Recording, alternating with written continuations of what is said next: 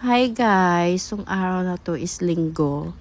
Naubusan kami ng grocery namin, pang sariling grocery namin. Kaya pupunta kaming mag-grocery. Malapit lang naman.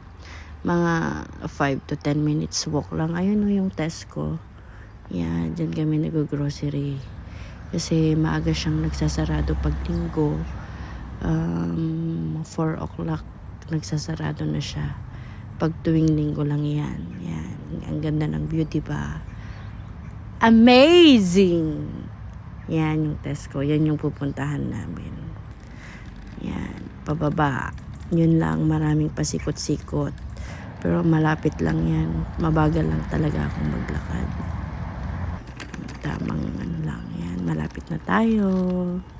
Grocery.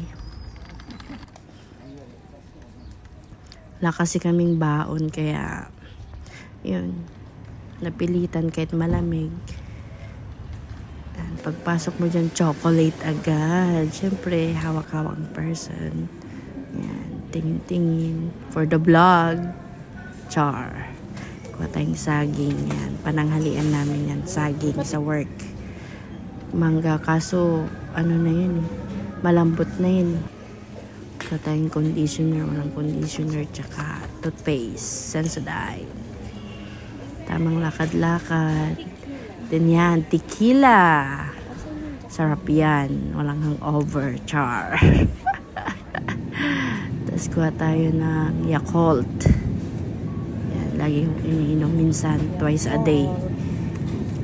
Yakult. Yan, babayad na tayo. So, naka 24.25 pounds tayo. Kunti lang grocery kaso